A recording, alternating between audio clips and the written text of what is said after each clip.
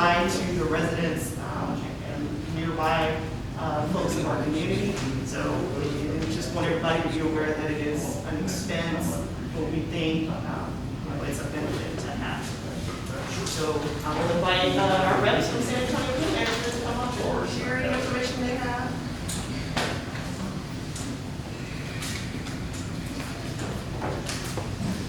Hi there. My name is Doug White. I am the President and General Manager of San Antonio Pool Management. We've never met. I know. We meet on a lot, but we've never met. One thing I want you guys to keep in mind too, as we're talking about the financial aspect of it, is do remember this was a COVID year, and so the pool occupancy was down because of the mandated limit, so 25 to 50% is all that was allowed in. So just keep that in mind. And two, just want to know that the contract proposal I did submit is lower than this year. It's just something that they can consider. As far as some of the challenges go, I'll turn it over to Elena. I don't really think we had that many challenges. So my name is Elena. I'm the Director of Operations for San Antonio Pool Management. I handle the majority of our lifeguard training and supervision. And overall, the lifeguards have loved working at the City of Kirby Pool.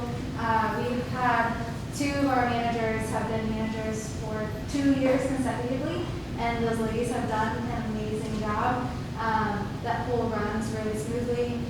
They thoroughly enjoy working with the Kirby residents and interacting with everybody, and that pool overall this season has run very smoothly, so we're very happy with it. But that's all I got. And just a couple of things I forgot to mention when you reminded me, Doug, with the being less occupancy this year, we also were not able to offer swim lessons or pool parties this summer either. So that was another reason. Right, and there was additional requirements that were needed for COVID protection, like additional gloves, additional cleaning supplies, things like that. So that's going to make the bottom line look a little skewed, but hopefully that's not an issue next year. I'm actually surprised that it was that much, to be quite honest. Yeah. I mean, it was actually, Well, how better it was, we thought. I was actually expecting the deficit to be just a little, I mean, even, that sounds a lot, but I mean, it was a full share or two involved in that, which is not an expected spend anyway, so. And that chair probably has been, I don't know, knows how old. Right. Well, this one's about a week old now. So Yeah, we're that's good. great. So today. Yeah. Thank you, guys. Thank you very much. Thank you.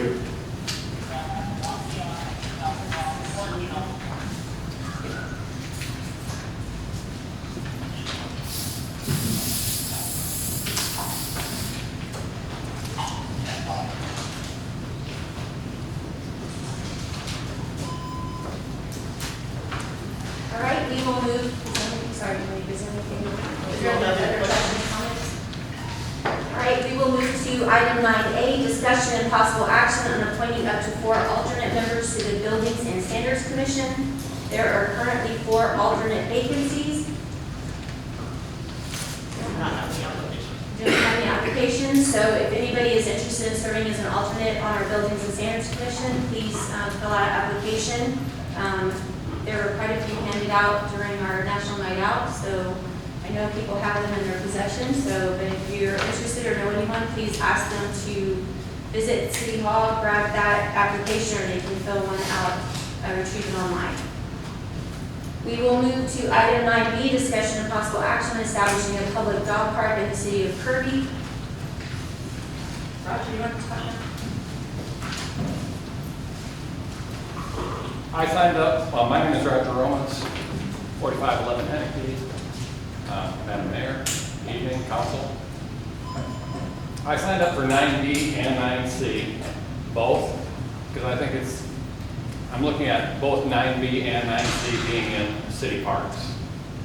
And as a resident stated earlier, planning is really important. There is a 2012 park master plan concept that the city does have, and was preceded by a 1995 master plan. I hope council is well versed on it, because that was the plan that was going to be going forward to start implementing improvements in the park. The 2012 plan for the park did have sand volleyball incorporated over Friendship Park. It did not have a dog park listed on there.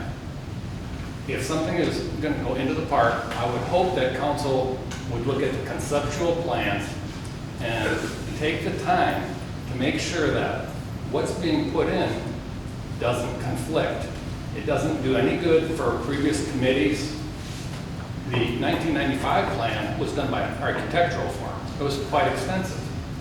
And if we get new council members through the years, and they don't look at the planning that was done with previous people in the city, and they totally disregard what was there, we're never going to move forward in a well-focused, meaningful way. So I'd ask that you look at the concept plans that the city already does have on file. It's my understanding that the sand volleyball court is going to be put over in John Sterling Park. Well, that pile of sand right near a drainage ditch is probably not the best location. Eventually, with gully washers, that sand will end up in the drainage ditch. These are things that on the planning phase for utilizing our parks should be taken into consideration. I'm a firm believer that the park is our #1 asset for quality of life for the residents that is provided by the city, in addition to the services they provide. And if good planning isn't taken care of, then we're going to be stepping on the long-term plans of everything else. Thank you very much. Thank you.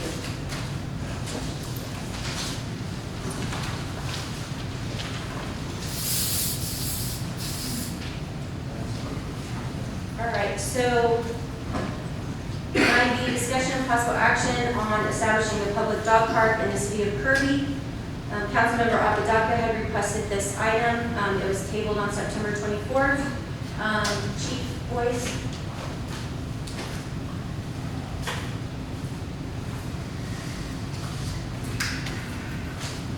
Good evening, council members, citizens, staff alike.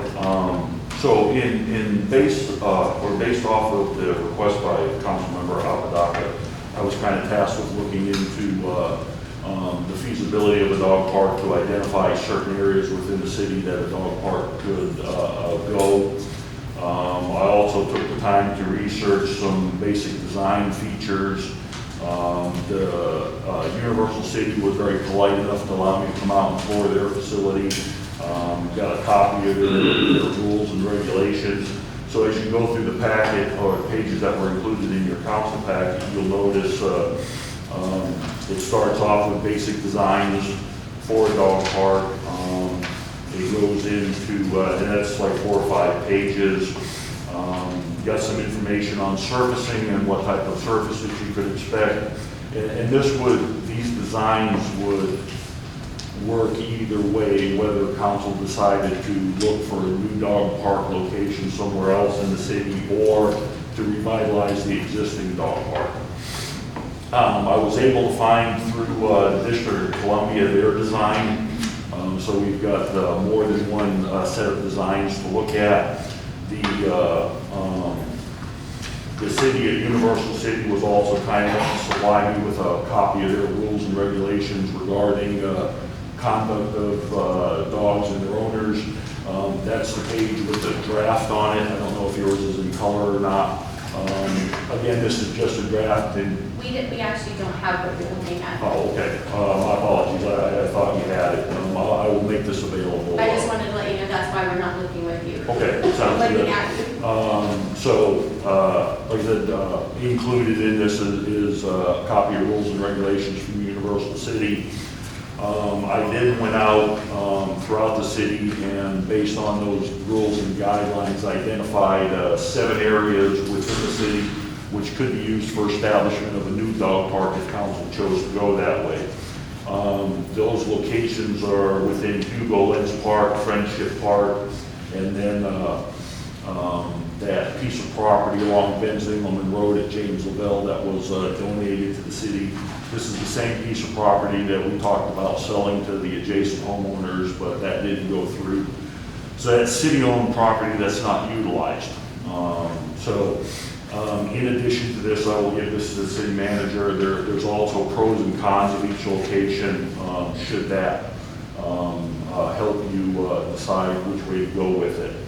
I also did the research into equipment for the dog park, and everything from obstacles for the dogs to play upon, to seating and benching for the owners, water use, watering stations, trash cans, doggy cleanup stations, that sort of stuff. And then the packet closes out with photographs of our existing dog park, and then photographs of the Universal City Dog Park to kind of look at options that are out there. So I will leave this with the city manager, and if you guys have any questions with it, please feel free to contact me. Thank you, Chief.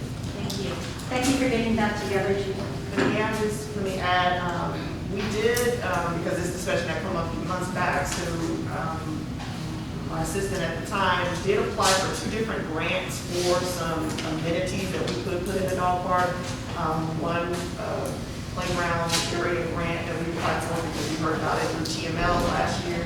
That was denied, and funded, and then most recently we had applied for another one for playground amenities in the dog park, and that was declined as well. A lot of the funders said there's so many applications right now that they just weren't able to fund us at this time. So we have looked for up to $15,000 worth of grants for dog parks. And I know for a fact, just because this is something that I've always been involved in, that we always look for grants regarding our dog park. The most recent one coming up that our city manager will be attempting and will be the Bark for Your Park. It's a grant, and it actually is April 2021, so that's something that we'll be looking forward to at least try again. And I'm not really sure, I mean, I understand that everyone thinks that we're going to put something in right now, but we cannot discuss this unless it's on an agenda. A dog park has been talked about as early as 2011. And that's when Christy Van Du was here, and so that's actually how that little dog park got next to the animal shelter, and I've never thought that that was a great place because it butts up against Public Works. Public Works is a very noisy, busy, lots of machinery, our guys are coming and going. I personally don't think that they should, have to worry about if the dog is going to go underneath the fence.